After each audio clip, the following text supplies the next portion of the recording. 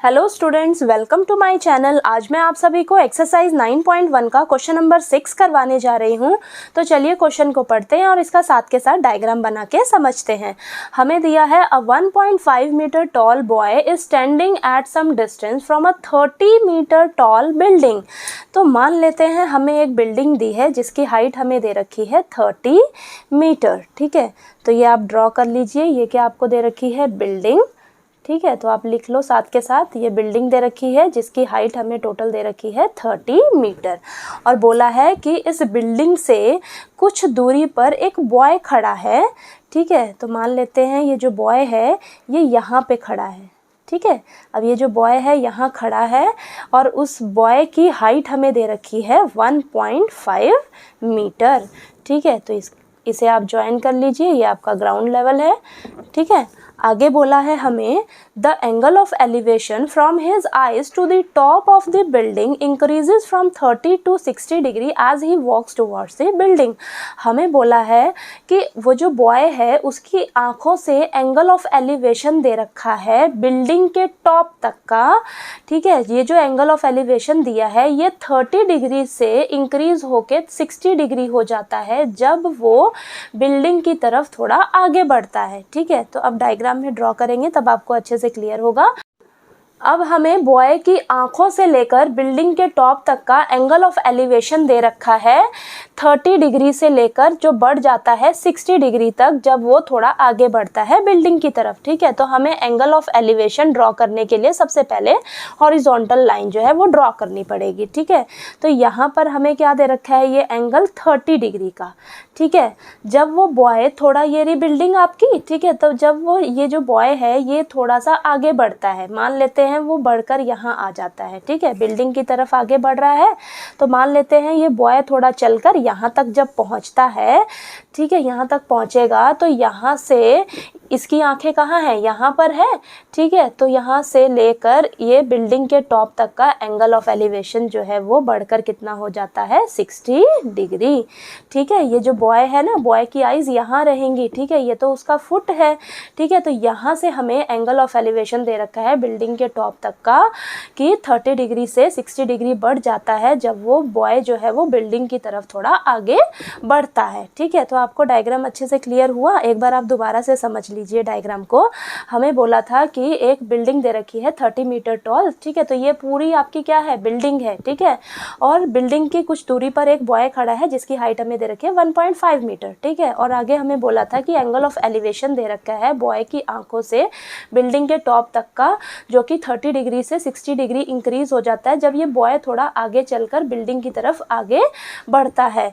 ठीक है, यानी कि इसकी आइज़ कहाँ होंगी? यहाँ पर होंगी। ये तो आपका ग्राउंड लेवल है, यहाँ पर उसके पैर होंगे, आइज़ यहाँ है, तो यहाँ से हमारा एंगल ऑफ एलिवेशन बनेगा बिल्डिंग के टॉप तक का जो कि 30 डिग्री से बढ़कर 60 डिग्री हो जाता है जब वो थोड़ा आगे बढ़ जाता है बिल्डिंग की तरफ। मान लेते हैं वो बढ़कर यहाँ तक पहुँचा। ठीक है, यहाँ तक पहुँचा वॉक करके।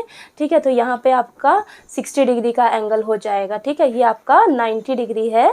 ठीक है, अब जैसे जैसे हम 90 डिग्री के पास जाते हैं तो हमारा एंगल जो है वो बढ़ता रहता है। तो आपने कंफ्यूज नहीं होना है, यहाँ पे 30 और यहाँ पे 60 मत कर लेना। ठीक है, हमारा क्या होता है, जैसे जैसे हम 90 डिग्री एंगल के पास जाएंगे तो हमारा एंगल जो है वो इंक्रीज होता जाता है। ठीक, तो आपने एंगल यहाँ पर लिखने में कंफ्यूज नहीं होना है।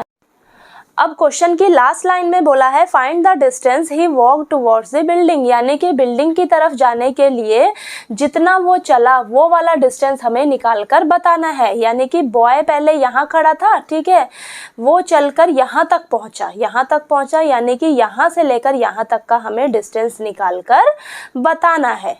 ठीक है, अब हम क्या करेंगे, इस डायग्राम को नेम दे देंगे। यहाँ ये पॉइंट ए हो जाएगा, ये बी पॉइंट, ये सी, देन ये डी, इसे नाम दे देंगे हम ई, इस पॉइंट को एफ और ये पॉइंट हो जाएगा हमारा जी।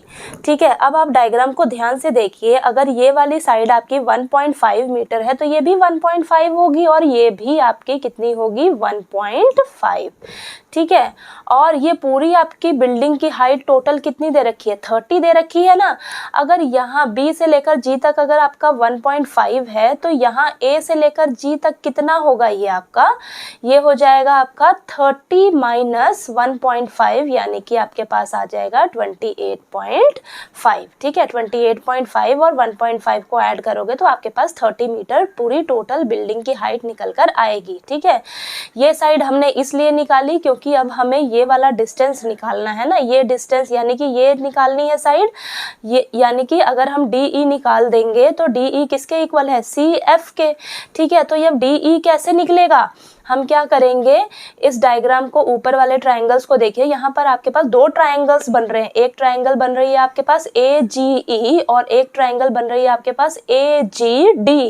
ठीक है, अब इन दोनों ट्रायंगल्स को सॉल्व करके हम क्या करेंगे, यहाँ से DE साइड निकालेंगे। ठीक है, तो इस ट्रायंगल को हम यूज करेंगे यहाँ पर, इसीलिए मैंने ये क्या करी है, AG साइड जो है वो यहाँ पर निकाली है। ठीक है, तो चलिए अब हम सॉल्यूशन में इसे प्रॉपर लिखते हैं कि हमें क्या दिया हुआ है, हमें क्या दे रखा है, लिख लेते हैं height of the building, height of the building यानी कि A से लेकर B तक, A से लेकर B तक टोटल कितना है आपके पास 30 मीटर।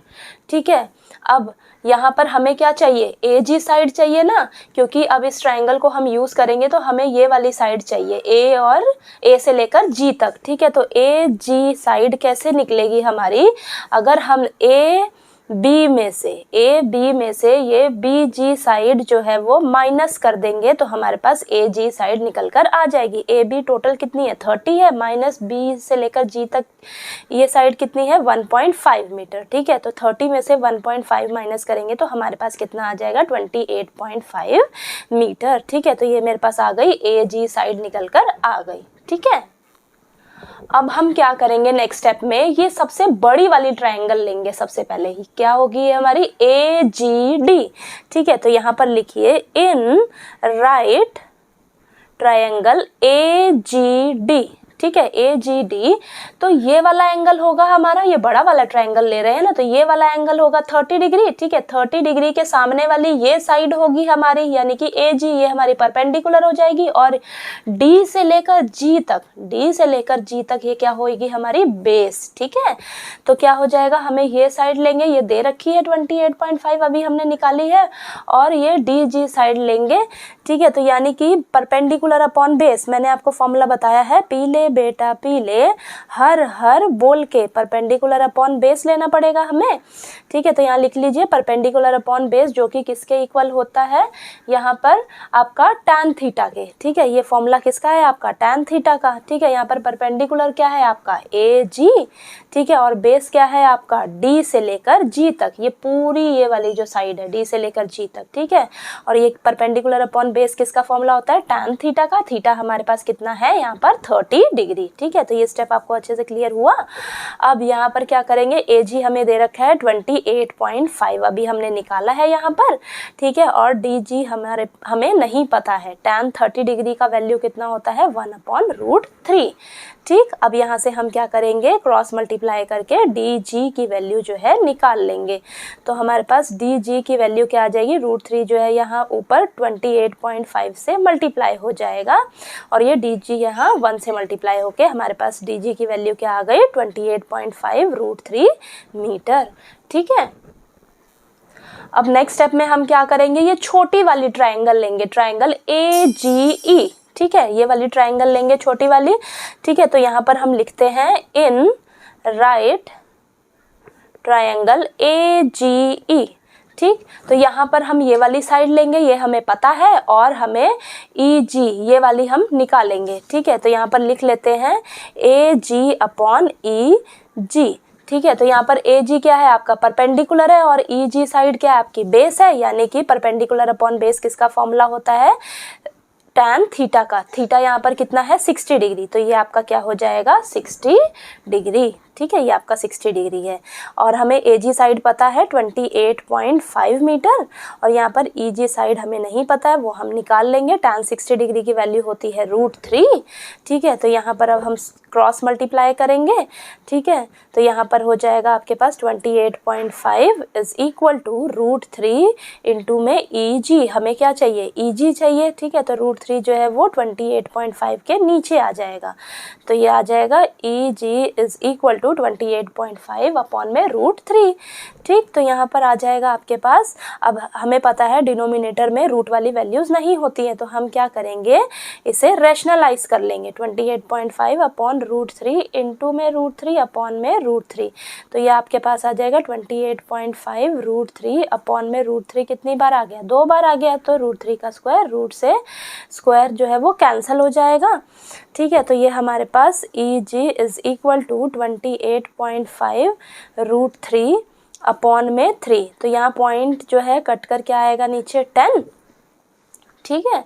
तो यहाँ पर अब 285 जो है वो 3 के टेबल पे कब जाता है, यहाँ पर 95 पे, ठीक है। आप डिवाइड करके देख लेना, तो यहाँ पर आपके पास आ जाएगा 95 इंटू √3 अपॉन में 10, तो ये आपके पास आ जाएगा EG इज इक्वल टू 10 जो है, इसका 0 जो है इसका डेसिमल हम लगा लेंगे 10 का, ठीक है। तो यहाँ पर आ जाएगा 9.5 इंटू √3 मीटर, तो ये मेरे पास क्या आ जाएगा, EG की वैल्यू कितनी आ गई, 9.5 √3 मीटर। अब हम क्या करेंगे, हम अब यहाँ पर ध्यान से देखिए, हमें तो क्या चाहिए, ये DE अगर मैं निकाल लूँगी तो DE जो है वो CF के इक्वल है, तो मैं क्या करूँगी, अब ये DE कैसे निकालूंगी, DE कैसे निकालूंगी, मेरे पास DG ये पूरी साइड पता है, ठीक है। DG अभी मैंने निकाला है, पूरी साइड पता है, और ये वाली साइड मैंने अभी निकाली है EG, तो मैं क्या करूँगी, इस पूरी साइड में से ये वाली साइड अगर माइनस कर दूंगी तो मेरे पास क्या बचेगा, D से लेकर E तक, ठीक है। ये वाली साइड बचेगी, ये वाला डिस्टेंस बचेगा, यही मुझे चाहिए था, ठीक है। अगर मेरे पास DE निकल कर आ जाएगी तो ये CF के इक्वल आ जाएगा, ठीक। तो यहाँ पर हम क्या करेंगे, अब हमें क्या चाहिए, हम DE निकालेंगे, ठीक है। तो DE कैसे निकालेंगे, पूरे DG में से हम क्या करेंगे, EG जो है वो माइनस कर देंगे ये वाली साइड, ठीक है। DG साइड मेरे पास कितनी निकल कर आई है, 28.5, ठीक है, 5 √3, 28.5 √3 माइनस EG कितना निकल कर आया, 9.5 √3 मीटर, ठीक है। तो अब हम इन दोनों को अगर माइनस करेंगे तो हमारे पास क्या निकल कर आएगा, 19 √3 मीटर, ठीक है। ये आप माइनस करके देख लेना, √3 दोनों में सेम है, तो आप 28.5 में से 9.5 माइनस करोगे तो आपके पास 19 आंसर जो है वो निकल कर आएगा, ठीक है। 19 और ये साथ में आपका √3, तो 19 √3 मीटर आपके पास क्या आया है, DE की वैल्यू, ठीक है। अब ये जो DE है आपका, ये किसके इक्वल है, CF के इक्वल है, ठीक है। तो DE किसके इक्वल है, CF के इक्वल है, यानी कि CF कितना आ जाएगा आपके पास, 19 √3 मीटर। और अब ये CF साइड क्या है, डिस्टेंस है जितना वो बिल्डिंग की तरफ चला, ठीक है। तो distance he walked towards the building,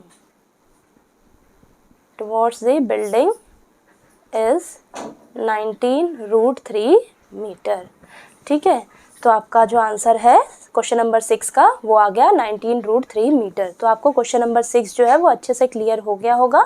next question number 7 के लिए हम नेक्स्ट वीडियो में मिलते हैं। अगर आपको मेरा वीडियो अच्छा लगे तो प्लीज़ लाइक कीजिए, शेयर कीजिए और ज़्यादा से ज़्यादा सब्सक्राइब कीजिए। Thank you so much.